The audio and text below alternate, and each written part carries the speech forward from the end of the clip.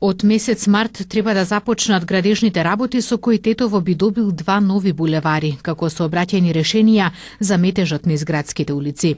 Станува збор за пробивање на улиците Индустријска и Линденска, а ќе бидат финансирани со пари од Министерството за финансии и ИПА фондовите. Прво за булевард Индустријска, што почна од улица Борис Кидрич до улица 159 на кај касарната. Тој булевард е со значи целиот проект е околу 1.5 километри и со ширина околу 23 метри. Значи целиот проект има експроприација и накај спортскиот центар, значи као проект може да се работи чисте.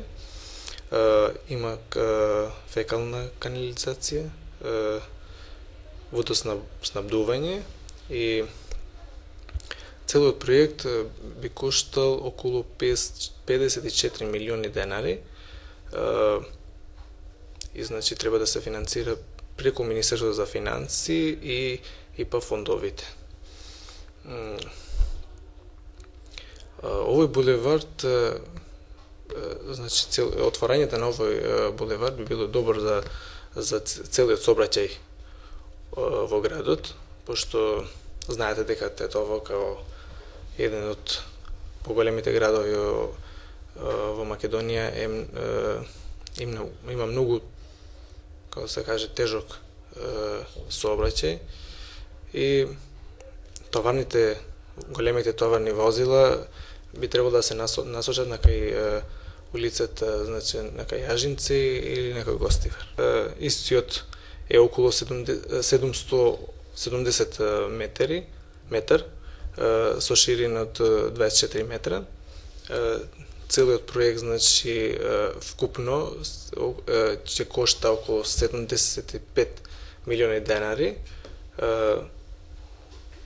И овој истиот, значи, има фекална канализација. Од една страна, колку што имаме информации, од една страна, значи, има експроприација, значи, од Тетово на кај Гостивар. Истиот проект, значи, истиот ќе се финансира преку Министерството за финансии и ИПА фондовите. Според портпаролот на секторот за комунални дејности при општина Тетово Блеран Реджепи, изготвена е целата документација за двата проекти и се чека на одговор за одобрување на средствата.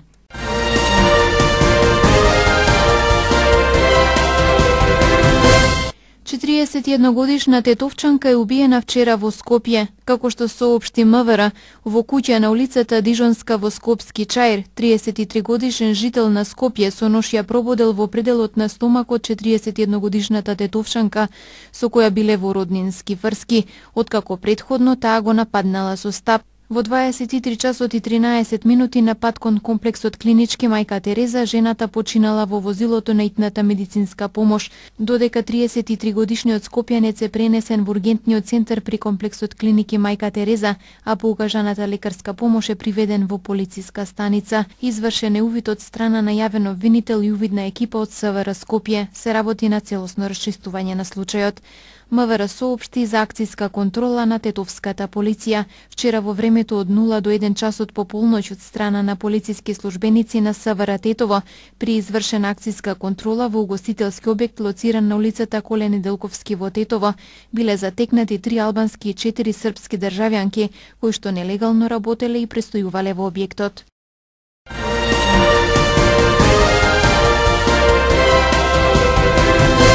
Полицијата во Гостивар пронајде бегалец од затворот во Тетово кој се товари за вкупно 75 кривични дела. Како што соопшти МВР, по претходно превземени оперативни активности, полициски службеници од СВР Тетово извршиле претрес во куќа на улицата Методија Андонски во Гостивар, при што е приведен 24-годишен жител на село Дебреше Гостиварско, за кого претходно бил распишан централен распис поради бегство од казнено-поправната установа Тетово, како и заради изради сомнение дека е сторител на вкупно 75 кривични дела, и тоа 51 тешка кражба, 18 тешки кражби во обид, 5 одземања на возило и една кражба, кои се утврдени врз основа на направени проверки, ДНА вештачења, видеозаписи и други материјални докази. Лицето кривичните дела ги правело на подрачјето на Гостивар, Тетово, Струга, Охрид, Кичево, Ресен и Битола. При претресот кај него пронајден и одземен е пиштол марка Фориас Таурус калибар 9 мм со 6 куршуми во рамка и еден во цевката од пиштолот. Констатирано е дека запленетото оружје потекнува од тешка кражба во продавница во Тетово, извршена на 3 јануари оваа година. Исто така пронајдено и патничко возило Ауди, кое што приведениот го одзел во Струга, а пронајдени се и разновиден алат, фантомка и други предмети за кои постои основано сомнение дека потекнуваат од други кривични дела. По приведувањето на 24-годишниот жител на село Дебреше, извршен разговор со него, при што тој ги признал делата и објаснил како ги сторил, извршено и препознавање од страна на оштетен.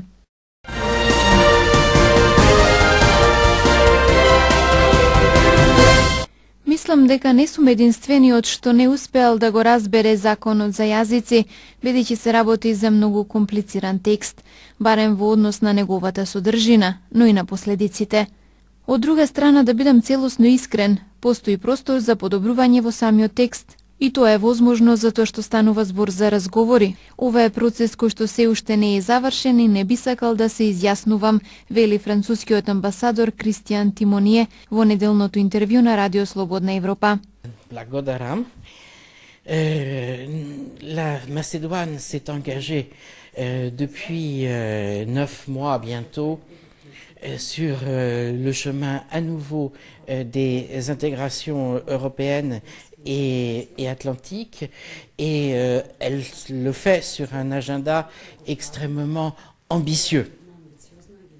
Cet agenda ambitieux a été une partie importante du travail de réintégration que le gouvernement macédonien a mené pendant ces mois. Il y a bien sûr dans ces déclarations, dans ces agendas, une part de diplomatie publique.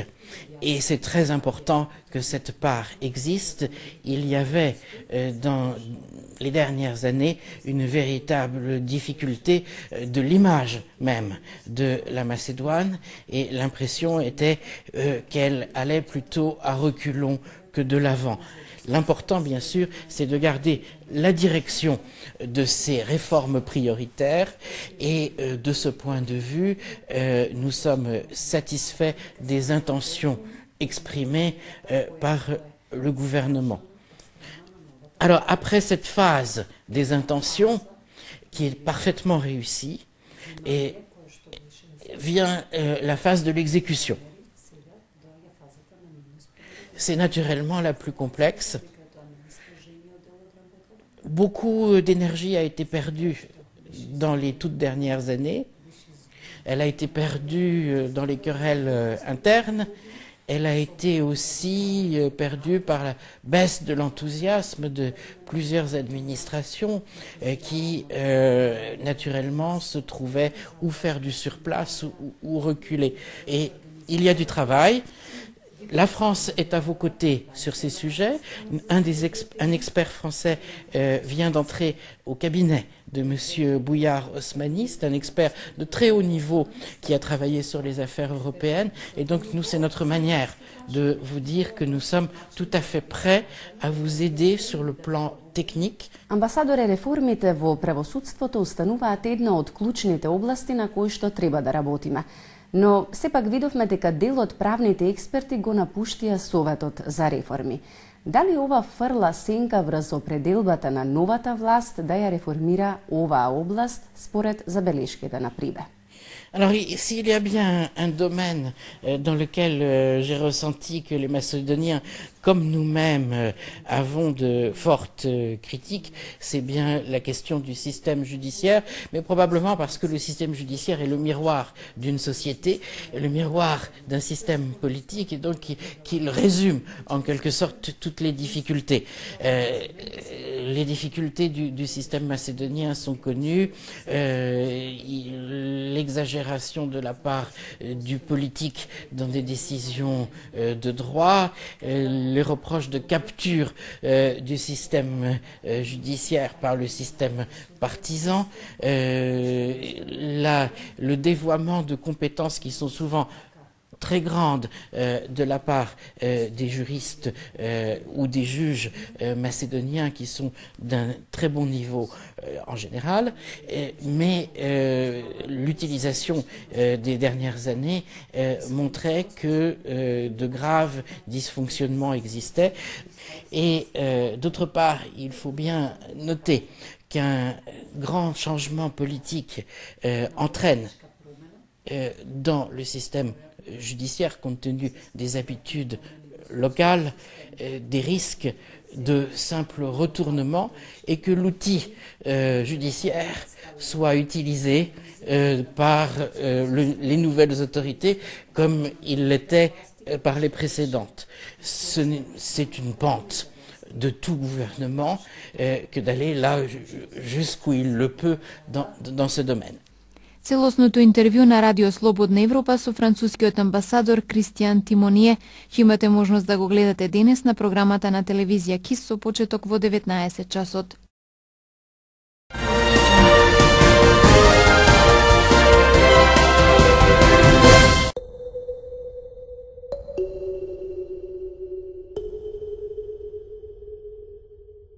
Граѓанските организации користат најразлични методи и активности за да го свртат вниманието на јавноста кон проблемите кои ги адресираат. Според вообичаената теорија, што поуспешно е запознавањето на јавноста со некоја тема, поуспешно ќе биде и застапувањето пред институциите околу неа, а со тоа и решавањето на конкретен проблем. Оттаму герила акциите, наречени така според нивниот еквивалент во маркетингот, се атрактивни за граѓанските организации, затоа што поради начинот на кој се изведуваат и споделуваат, тие предизвикуваат посебно внимание во јавноста. Во Македонија, најпознатите граѓанско-уметнички акции ги спроведе Центарот за современи уметности, организација која постои повеќе од 20 години.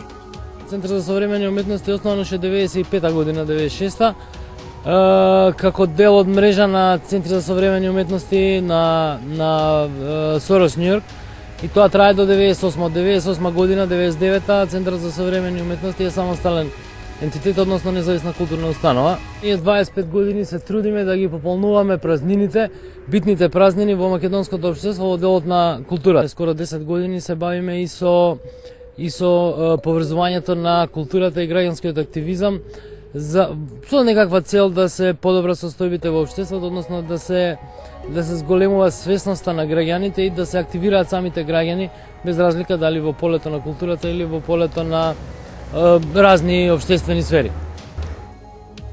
Центарот за современи уметности во изминатите години направи десетици герила акции низ државата со широко поле на интерес, од локални проблеми до крупни национални теми. Сметавме дека е многу битно да пронајдеме начин да креативноста на која што ја нуди уметноста ја комбинираме со не само со граѓанскиот активизам, туку и да отворено говориме за проблемите на општеството, меѓутоа низ еден креативен начин да дојдеме до што е можно поголем број на граѓани. Најпрва таква акција беше роден ден, прослава на роден ден, една дупка на патот кај Кратово, која што година и пол, две, воопшто никој од надлежните не ја поправаше. Тоа беше дупка од клизиште, кој што беше длабока 1 метар, беше процеп во должина од некои 20 метра, значи со некакви тарабички ограден, комотно да тркало од автобус може да падне во таа дупка и све да отиде без трага да изгине народ. Ја направивме таа прослава роденденска таква, фенси со торта, со свекички, мислам тоа не кошташе нешто посебно пари. И видовме дека тој начин функционира. Прво тоа беше топ нјуз на вестите тој ден, а од друга страна видовме дека за 24 сата се појавија тама некакви работници од Македонија, патот, не знам што, и дека за 2 дена тоа све беше решено. И после размислувавме се повеќе, односно и луѓето, нашите соработници од сите краишта на Македонија, луѓето со разни проблеми, почнаа да не прашуваат за идеи за евентуални решенија. Можеби највпечатливата герила акција на Центарот за современи уметности беше поставувањето на ајкули во реката Вардар, како критика на проектот Скопје 2014 и преуредувањето на центарот на главниот град. Ние сме практично највидливи во јавноста со гаѓањето на големите проблеми. Дали е тоа дали се тоа и кулите за Скопје 2014, дали е тоа Великденското гнездо, дали се очите на дрвата. Знаеме дека после, не знам, 50 медиумски објави, дека таа вест, отприлике тука покушаваме да мериме допрела до 70-80 илјади луѓе, дека тие луѓе барем знаат за таа приказна и знаат што и како се случува, и дека е форма на јавен притисок. Мислам, и носителите на луѓе се многу добро свесни за тоа. Младите можат е уште една граѓанска организација која одлучи да ги искористи овие герила акции во своите активности. Младите можат е невладина организација која што е основана во 2009 година од млади луѓе кои што се собрали и решиле на еден начин да креираат простор за младите кој што ќе биде од млади за млади. И генерална младинска организација која што се занимава со младински активизам, креирање на младински политики, влијание во општествените процеси, неформално образование, волонтирање со крајна цел да се подобри општеството и да се подобри заедницата во која што младите живеат.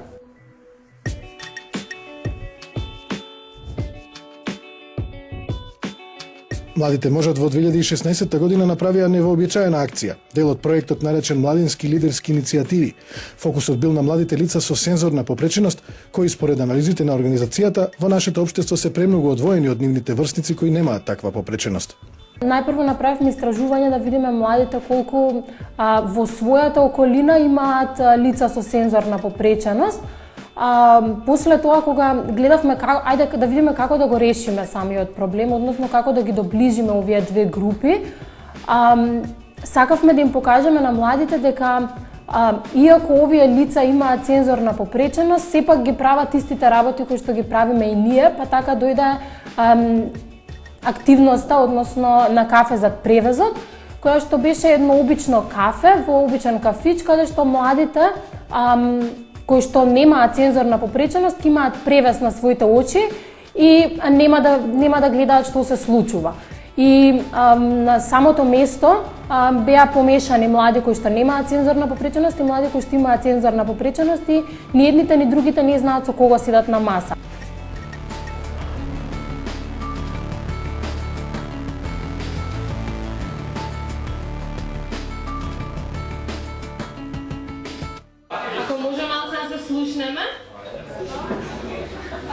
Сега ќе ве замолам сите да ги извадите вашите марами. Погледнете околу вас. Ова се луѓето со кои го поминав. И беше интересно бидејќи на почетокот сите беа некако дистанцирани, не комуницираа многу меѓу себе, меѓутоа како што течеше настанот се повеќе и повеќе се зближуваа луѓето и отвараа некои теми кои што ги дискутираа што најблиските. И кога го симнаа превезот и кога видоа всушност дека на самата маса има и лица со сензорна попреченост, беше интересно бидејќи имаше стварно многу добри впечатоци каде што младите кои што немаат сензорна попреченост велеа ми ги отворивте очите и видовме дека навистина сме исти. Граѓанските активисти се задоволни од одзивот на герила акциите во традиционалните медиуми, но и на социјалните мрежи, кои се важни за промоција на нивната работа. Социјалните мрежи бараат нешто фасцинантно. Значи, нешто ванстандардно. Значи, не е вест ако не е интересна. Не е тоа некаква ексклузивност, него баш е тоа креативност. Правиме нешто интересно. Практично, наш некаков индикатор за успешноста на акциите на сите тие работи се социјалните мрежи, како тоа се прифаќа, колку луѓе реагираат на тоа. И мислам дека одлично ги прифати јавноста овие акции. Навистина верувам во овие проекти затоа што со самото тоа кога ќе му покажеш на некој млад човек или на некоја институција дека овие млади навистина можат да направат нешто, верувам дека кога ќе им ја покренеш свеста, верувам и дека на институционално ниво ќе може да се подобрат работите.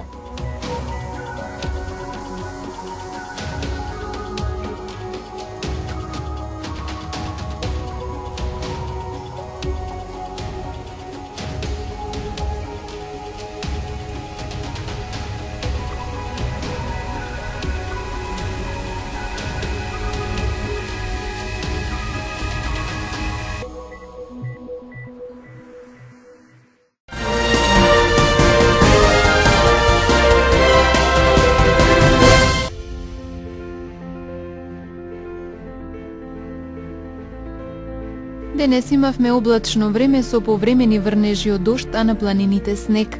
Утринската температура се движеше од 0 до 4 степени, а дневната од 5 до 7 степени.